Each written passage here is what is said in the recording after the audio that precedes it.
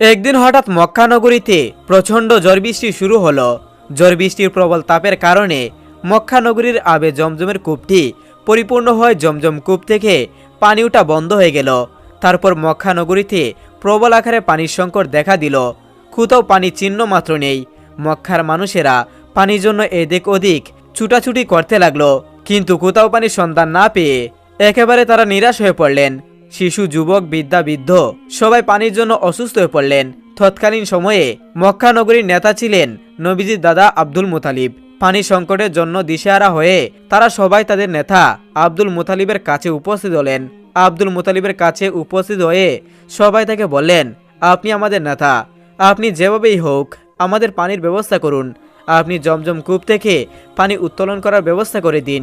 আমাদের মনে হয় আপনি ছাড়া আর কেউ জমজম কূপ থেকে পানি উত্তোলন করার ব্যবস্থা করে দিতে পারবে না।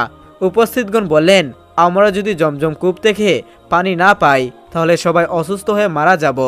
এই কথা শুনে আব্দুল মুতালিব ভীষণ চিন্তিত হয়ে পড়লেন। তিনি মনে মনে ভাবলেন কিভাবে জমজম কূপ থেকে পানি উত্তোলন করা যায় এবং কিভাবে পানি উত্তোলন করার ব্যবস্থা করা যায়। কিন্তু তিনি কোনো চিন্তা করেই কুল কিনারা পেলেন না, কোনো আশার আলো দেখতে পেলেন না। তখন তিনি মহান আল্লাহ তাআলা দরবারে দুইটি হাত তুলে দোয়া করলেন এবং তিনি বিভিন্ন ধরনের মানত করলেন, কিন্তু কোনো দোয়া ও মানত আল্লাহর দরবারে কবুল হলো না। শেষ পর্যন্ত আব্দুল মুতালিব দিশেহারা হয়ে মহান আল্লাহ তাআলা দরবারে দোয়া করে বললেন, হে মহান আল্লাহ রব্বুল আলামিন, আপনি জমজম কূপ থেকে পানি উত্তোলন করার ব্যবস্থা করে দিন। বিনিময়ে আমি আমার 10 সন্তানের থেকে একটি সন্তানকে আমি আপনার রাস্তায় কুরবানি দিব। আব্দুল মুতালিব যখন এই মানত করলেন তখন এই মানত কবুল হয়ে গেল। অর্থাৎ রাসূল সাল্লাল্লাহু আলাইহি ওয়াসাল্লামের দাদা যখন এই মানতটি করলেন তখন আল্লাহ রাব্বুল আলামিন তার মানতটিকে কবুল করে নিলেন এবং তার সাথে সাথেই জমজম কূপ থেকে প্রচুর পরিমাণে পানি বের হতে লাগলো। এবং জমজম কূপের পানি বের হতে দেখে মক্কাবাসীগণ অবাক হয়ে গেল এবং তারা আনন্দে আত্মহারা হয়ে পড়লেন। এরপর জমজম কূপের পানি বের হওয়ার পরে সবাই সুখে শান্তিতে বসবাস শুরু করলো। কিন্তু এদিকে এই ঘটনার পরে রাসূল সাল্লাল্লাহু আলাইহি ওয়াসাল্লামের দাদা আব্দুল মুতালিবের এই মানতের কথা মনে ছিল না। তিনি অবিরাম এই মানতের কথা ভুলে গেলেন। একদিন রাসূল সাল্লাল্লাহু আলাইহি ওয়াসাল্লামের দাদা আব্দুল মুতালিব তার নিজের গৃহে ঘুমাচ্ছিলেন। তিনি স্বপ্নে যুগে দেখলেন মহান আল্লাহ তাআলা আব্দুল মুতালিবকে বলেছেন, হে আব্দুল মুতালিব, তুমি কি ভুলে গেছো তুমি কি মানত করেছিলে? তুমি মানত করেছিলে যে জমজম কূপ থেকে পানি বের হলে তোমার 10 সন্তানের মধ্য থেকে একটি সন্তানকে তুমি আল্লাহর রাস্তায় কুরবানি করে দিবে। তুমি তোমার মানত পূরণ করো। তারপর এই স্বপ্ন দেখার পর আব্দুল মুতালিব ঘুম থেকে জাগ্রত হলেন এবং উঠে বসে পড়লেন। এরপর তিনি চিন্তা করতে লাগলেন, সত্যিই তো আমি মানত করেছিলাম যে জমজম কূপ থেকে পানি বের হলে আমি আমার 10 সন্তানের মধ্য থেকে একটি সন্তানকে আমি আল্লাহর রাস্তায় জবাই করে দিব, কিন্তু আমি আমার মানতের কথা ভুলে গিয়েছি। আব্দুল মুতালিব তার এই স্বপ্নের কথা কারোর সাথে প্রকাশ করলেন না। পরের দিন রাতের বেলা তিনি আবারও যখন ঘুমাচ্ছিলেন আবারও স্বপ্ন দেখলেন। মহান আল্লাহ রাব্বুল আলামিন তাকে বলছেন, হে আব্দুল মুতালিব, তুমি কি ভুলে গেছো তুমি কি মানত করেছিলে? অতএব তুমি তোমার এই মানত পূরণ করো। আবারও তিনি এই স্বপ্নের কথা কারোর সাথে প্রকাশ করলেন না। পরের দিন আবারও যখন তিনি ঘুমাচ্ছিলেন তখনও আল্লাহ পাক তাকে বললেন, হে আব্দুল মুতালিব, তোমার কি মনে নেই তুমি কি মানত করেছিলে? তুমি তোমার মানত পূরণ করো। তুমি তোমার 10 সন্তানের মধ্য থেকে একটি সন্তানকে আল্লাহর রাস্তায় জবাই করো। যদি 7 দিনের মধ্যে এই মানত পূরণ করতে না পারো তাহলে তোমার 10 সন্তান মৃত্যুবরণ করবে এবং জমজম কূপ থেকে পানি বের হবে না, একেবারে চিরতরের জন্য বন্ধ হয়ে যাবে। এরপর আব্দুল মুতালিব এই স্বপ্ন দেখার পর ভয়ে কাঁপতে লাগলেন। রাসূল সাল্লাল্লাহু আলাইহি ওয়াসাল্লামের দাদা আব্দুল মুতালিব চিন্তা করতে লাগলেন যে তিনি কি করবেন। কিছুই তার বুঝে আসছে না, কারণ তার 10 সন্তানের মধ্যে থেকে কাকে তিনি জবাই করবেন এটাই তিনি বুঝে উঠতে পারছিলেন না। পরের দিন সকালবেলা আব্দুল মুতালিব তাওরাত পণ্ডিতদেরকে ডাকলেন। তাওরাত পণ্ডিতেরা আব্দুল মুতালিবের কাছে আসলেন। তখন আব্দুল মুতালিব ভীষণ চিন্তিত এবং পরেশানি অবস্থায় তাওরাত পণ্ডিতদেরকে বললেন, হে পণ্ডিতগণ, আমি মহান আল্লাহ পাক রাব্বুল আলামিনের দরবারে মানত করেছিলাম যে জমজম কূপ থেকে পানি বের হলে আমি আমার 10 সন্তানের মধ্য থেকে একটি সন্তানকে আল্লাহর রাস্তায় কুরবানি দিব। আমার মানত মহান আল্লাহ পাক কবুল করে নিয়েছেন। জমজম কূপ থেকে আবারও পানি বের হয়েছিল, কিন্তু তারপর আমি সেই মানতের কথা একেবারে ভুলে গিয়েছিলাম। গত 3 দিন পর্যন্ত মহান আল্লাহ পাক আমাকে স্বপ্নে দেখিয়েছেন। মহান আল্লাহ তাআলা বলেছেন আমার মানত পূরণ করতে। তিনি 3 দিন পর্যন্ত আমাকে বলেছেন, হে আব্দুল মুতালিব, তোমার কি মনে নেই যে তুমি মানত করেছিলে? তুমি তোমার মানত পূরণ করো। আমার 10 সন্তানের মধ্য হতে একটি সন্তানকে জবাই করে দিতে হবে। আমি যদি আমার মানত পূরণ না করি তাহলে আমার 10 সন্তান মৃত্যুবরণ করবে এবং জমজম কূপ থেকে চিরদিনের জন্য পুনরায় পানি ওঠা বন্ধ হয়ে যাবে। আপনারা বলুন এখন আমি কি করতে পারি? তখন পণ্ডিতগণ বললেন, হে আব্দুল মুতালিব, যেহেতু আপনি মানত করেছেন এবং মহান আল্লাহ পাক আপনাকে স্বপ্নে যুগে সেই মানত পূরণ করতে বলছেন, তাহলে অবশ্যই আপনাকে আপনার 10 সন্তানের মধ্য থেকে এক সন্তানকে আল্লাহর রাস্তায় কুরবানি করে দিতে হবে। পণ্ডিতগণের কথা শুনে আব্দুল মুতালিব অত্যন্ত চিন্তিত এবং পেরেশানি হয়ে পড়লেন। তিনি কি করবেন তিনি কিছুই ভেবে পাচ্ছেন না। তার 10 সন্তানের মধ্যে কাকে তিনি জবাই করবেন তা তিনি ভেবে পাচ্ছেন না, কারণ তার 10 সন্তানই তার কাছে প্রিয় ছিল। তারপর তিনি কোনো উপায় না পেয়ে পরের দিন তার সন্তানদেরকে ডাকলো। আব্দুল মুতালিবের বড় সন্তান ছিল আব্বাস রাদিয়াল্লাহু তাআলা আনহু।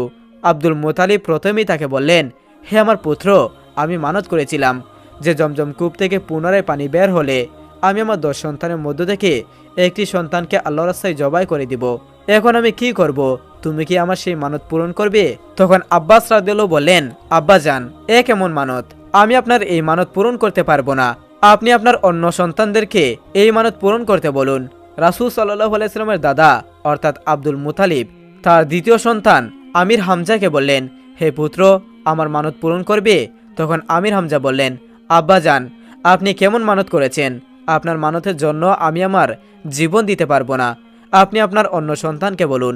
এভাবেই আব্দুল মুতালিব একের পর এক সব সন্তানদেরকে বললেন, কিন্তু কেউ এতে রাজি হলো না। বাকি ছিল তার একটি সন্তান, সেটি হলো তার সবচাইতে ছোট সন্তান, যার নাম আব্দুল্লাহ। আব্দুল্লাহ ছিল রাসূল সাল্লাল্লাহু আলাইহি ওয়াসাল্লামের পিতা এবং আব্দুল মুতালিবের সবচেয়ে প্রিয় সন্তান। আব্দুল মুতালিব আব্দুল্লাহকে অনেক স্নেহ এবং আদর যত্ন করতেন এবং তাকে অধিক পরিমাণে ভালোবাসতেন। যখন আব্দুল মুতালিবের কথায় তার 9 জন ছেলে রাজি হলো না, তখন আব্দুল মুতালিব অত্যন্ত চিন্তিত হয়ে পড়লেন। তারপর আব্দুল্লাহ তার পিতা চিন্তিত মুখমণ্ডল দেখে বললেন, আব্বাজান, আপনার কি হয়েছে? আমি তো কিছুই বুঝে পারছি না। আপনি কি নিয়ে তো চিন্তা করছেন? তখন আব্দুল মুতালিব তার সবথেকে ছোট পুত্র রাসূল সাল্লাল্লাহু আলাইহি ওয়াসাল্লামের পিতা আব্দুল্লাহকে বললেন, হে প্রিয় সন্তান আব্দুল্লাহ, আমি মানত করেছিলাম যে জমজম কূপ থেকে পুনরায় পানি বের হলে আমি আমার 10 সন্তানের মধ্য থেকে একটি সন্তানকে আল্লাহর রাস্তায় জবাই করে দিব, কিন্তু 10টি সন্তানের মধ্যে কেউ আমার এই মানত পূরণ করার জন্য রাজি হলো না। এবং আল্লাহ পাক বলেছেন, হে আব্দুল মুতালিব, তুমি যদি তোমার 10টি সন্তানের মধ্য থেকে একটি সন্তানকে আল্লাহর রাস্তায় জবাই না করো তাহলে তোমার 10টি সন্তান মৃত্যুবরণ করবে এবং পবিত্র জমজম কূপের পানি পুনরায় বন্ধ হয়ে যাবে, এমনকি চিরদিনের জন্য সেই পানি ওঠা বন্ধ হয়ে যাবে। এখন আমি কি করব? তখন ছোট পুত্র আব্দুল্লাহ বলল, আব্বাজান, আপনি কোনো চিন্তা করবেন না। আব্বাজান, আমাকে আপনি আল্লাহর রাস্তায় জবাই করে আপনার মানত পূরণ করুন। আব্দুল মুতালিব তার ছোট পুত্র আব্দুল্লাহর এ কথা শুনে খুবই খুশি হলেন, কিন্তু অন্যদিকে অত্যন্ত দুঃখ পেলেন। তার কারণ ছিল আব্দুল মুতালিবের অত্যন্ত প্রিয় সন্তান ছিল তার ছোট পুত্র আব্দুল্লাহ। প্রিয় সন্তান হারানোর ব্যথা তার হৃদয়ে বইতে লাগলো, কিন্তু ছোট পুত্র আব্দুল্লাহকে জবাই করা ছাড়া আব্দুল মুতালিবের আর কোনো উপায় ছিল না, কারণ আব্দুল্লাহকে জবাই না করলে তার 10 সন্তানকে হারাতে হবে। পবিত্র জমজম কূপের পানি পুনরায় বন্ধ হয়ে যাবে। এ কারণে হয়তোবা সকল মক্কাবাসীগণ পানির অভাবে মৃত্যুবরণ করবে। তারপর আব্দুল মুতালিব তার ছোট পুত্র আব্দুল্লাহকে নিয়ে কাবার উদ্দেশ্যে রওনা হয়ে গেলেন। কিছুক্ষণ পর তারা কাবার চৌধুরী উপস্থিত হলেন। সেখানে সকল মক্কাবাসীগণ উপস্থিত হলেন। এদিকে আব্দুল মুতালিবকে জবাই করার খবর পেয়ে মক্কার অন্যান্য নারী পুরুষ সবাই সেখানে উপস্থিত হলেন। সেখানে যে সকল নারীরা উপস্থিত ছিল তার মধ্যে একজন ছিল ওয়ারাকা ইবনে নৌফেলের কন্যা মরিয়ম। ওয়ারাকা ইবনে নৌফেল ছিল তৎকালীন তাওরাত কিতাবের পণ্ডিত। তার কন্যা ছিল মরিয়ম। মরিয়মও তাওরাত কিতাবে খুবই পারদর্শী ছিল। তিনি জানতেন তাওরাত গ্রন্থে লেখা ছিল এই আব্দুল্লাহর ওরসে জন্ম নিবে আখেরি নবী মাহবুবে আলম আল্লাহর প্রিয় হাবিব হযরত মুহাম্মদ সাল্লাল্লাহু আলাইহি সাল্লাম। তাই তিনি আব্দুল্লাহকে জবাই করতে মানা করলেন। কোনো মতেই আব্দুল্লাহকে জবাই করতে দিতে চাইলেন না। তিনি আব্দুল মুতালিবকে বললেন, আব্দুল্লাহকে কোনো মতেই জবাই করা যাবে না, কারণ তাওরাত কিতাবে লিখিত আছে এই আব্দুল্লাহর ওরসেই আখিরি নবী হযরত মুহাম্মদ সাল্লাল্লাহু আলাইহি সাল্লাম এই পৃথিবীতে আগমন করবেন। তারপর রাসূল সাল্লাল্লাহু আলাইহি সাল্লামের দাদা আব্দুল মুতালিব মরিয়মকে বললেন, আমি মানত করেছিলাম যে জমজম কূপ থেকে পানি পুনরায় উত্তোলন হলে আমি আমার 10 সন্তানের মধ্য থেকে একটি সন্তানকে আল্লাহর রাস্তায় জবাই করে দিব। সেই অনুযায়ী এখন যদি 10 সন্তানের মধ্য থেকে একটি সন্তানকে জবাই না করি তাহলে আমার 10 সন্তানকে মৃত্যুবরণ করতে হবে এবং জমজম কূপ থেকে আবারও পানি ওঠা বন্ধ হয়ে যাবে। তখন মরিয়ম আলাইহিস সালাম বললেন, যাই হোক না কেন আব্দুল্লাহকে কোনো মতেই জবাই করা যাবে না, বিনিময়ে এই মক্কা নগরীতে রক্তের বন্যা বয়ে যাবে, তবুও আমরা আব্দুল্লাহকে জবাই করতে দিব না। মরিয়ম বললেন, প্রয়োজনে আপনি আপনার অন্য সন্তানদের মধ্য থেকে যে কোনো একটি সন্তানকে জবাই করেন। মরিয়মের সাথে সাথে সকল মক্কাবাসীগণ বলে উঠল, আমরা কোনো মতেই আব্দুল্লাহকে জবাই করতে দিব না। অপরদিকে অন্যান্য মক্কাবাসীগণ বলল, আমরা যদি আব্দুল্লাহ চেহারা দেখে ব্যবসায় সফর করি তাহলে আমাদের ব্যবসা ভালো হয়। হে আব্দুল মুতালিব, আপনার ছোট পুত্র আব্দুল্লাহকে আমরা কোনো মতেই জবাই করতে দিব না। তারপর আব্দুল মুতালিব কোনো উপায় দেখতে না পেয়ে শেষ পর্যন্ত তাওরাত পণ্ডিতের কাছে আবার চলে গেলেন এবং সমস্ত ঘটনা খুলে তাদেরকে বললেন।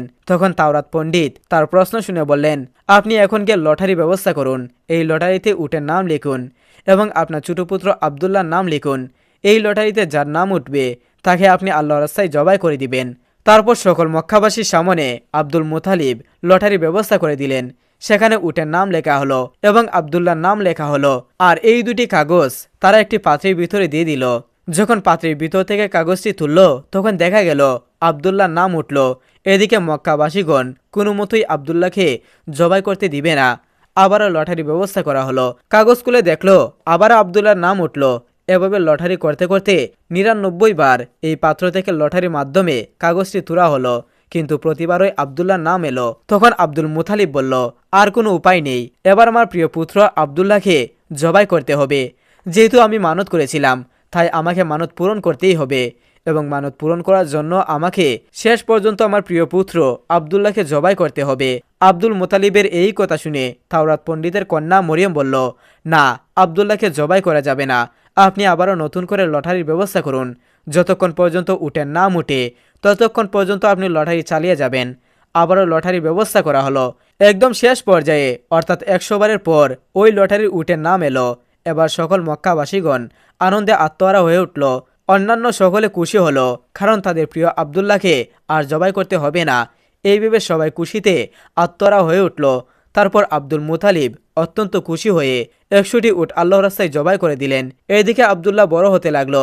যখন তিনি বিবাহের উপযুক্ত হলো তখন বহু জায়গা থেকে আব্দুল্লাহর জন্য বিবাহের সম্বন্ধ আসতে লাগলো, কারণ তৎকালীন আব্দুল্লাহ ছিলেন সবচেয়ে সুন্দর পুরুষ। আব্দুল্লাহকে দেখে যে কারো ভালো লেগে যেত। আব্দুল্লাহকে পাওয়ার জন্য মক্কার রমণীরা অধীর হয়ে থাকত। মক্কার রমণীরা মানত করত আব্দুল্লাহকে স্বামী হিসেবে পাওয়ার জন্য, কারণ আব্দুল্লাহ ছিল অত্যন্ত সুন্দর, ভদ্র ও সৎ চরিত্রবান পুরুষ। প্রতিদিন আব্দুল্লাহর জন্য অনেক বিবাহের প্রস্তাব আসত, কিন্তু কোনোটাতে রাজি হলো না, কারণ আব্দুল মুতালিব তার বন্ধু ওয়াব ইবনে আব্দুল মানওয়ারের কাছে ওয়াদা করেছিলেন তার কন্যার সাথে আব্দুল্লাহর বিবাহ দিবেন। ওয়াবের কন্যার নাম ছিল আমিনা। তারা মদিনায় বসবাস করতেন। তারপর কিছুদিন পরে আব্দুল মুতালিব তার ছোট পুত্র আব্দুল্লাহকে নিয়ে মদিনার উদ্দেশ্যে রওনা হয়ে গেল।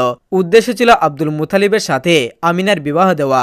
আব্দুল্লাহ এবং আব্দুল মুতালিব যখন মদিনার উদ্দেশ্যে রওনা হয়ে গেল, তারা দেখল পথে দাঁড়িয়ে আছে তাওরাত কিতাবের পণ্ডিত ওয়ারাকা ইবনে নওফেলের কন্যা মরিয়ম। তিনি আব্দুল্লাহকে দেখে তার কাছে আসলেন এবং মরিয়ম বললেন, হে আব্দুল্লাহ, কিছু বছর পূর্বে তোমার পিতার মানত পূরণ করার জন্য তোমার প্রাণের পরিবর্তে যে 100টি উট কুরবানি দিয়েছিলেন, আজ আমি শপথ করে বলছি সেই 100টি উট আমি তোমার পক্ষ থেকে আমি তোমার পিতাকে দিয়ে দিব। কিন্তু আমার একটা প্রস্তাব রয়েছে, তার বিনিময়ে তুমি আমাকে বিবাহ করো। কিন্তু আব্দুল্লাহ সৎ চরিত্রবান ও ভদ্র এবং লাজুক হওয়ায় মরিয়মকে এই প্রস্তাবের কোনো উত্তর দিল না। আব্দুল্লাহ শুধু বললেন, আমি আমার পিতার সাথে আছি। পিতাকে ছেড়ে অন্যত্রে যাওয়া কিংবা পিতার কথা অবাধ্য হওয়া আমার পক্ষে কখনোই সম্ভব নয়। এই কথা বলে আব্দুল্লাহ তার পিতার সাথে মদিনার উদ্দেশ্যে আবার রওনা হলেন। দীর্ঘপথ অতিক্রম করার পরে মদিনায় ওয়াব বিন আব্দুল মান্নানের বাড়িতে পৌঁছে গেলেন।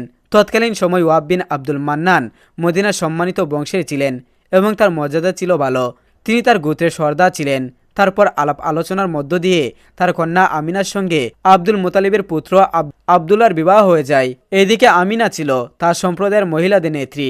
অনেক ঐতিহাসিক লিখেছেন, আব্দুল্লাহ বিবাহের পরে তার শ্বশুর বাড়িতে 3 দিন পর্যন্ত থাকেন। তারপর আব্দুল্লাহ আমিনাকে বিবাহ করে নিজ গৃহে নিয়ে আসেন। তারপর আখিরি নবী হজরত মুহাম্মদ সাল্লাল্লাহু আলাইহি সাল্লাম মা আমিনার গর্ভে আসেন। আব্দুল্লাহর বিবাহের অনেক দিন পরে তিনি কোথাও যাচ্ছিলেন, তখন দেখল তাওরাত কিতাবের পণ্ডিত ওয়ারাকা বিন নওফেলের কন্যা মরিয়ম সেখানে দাঁড়িয়েছিলেন।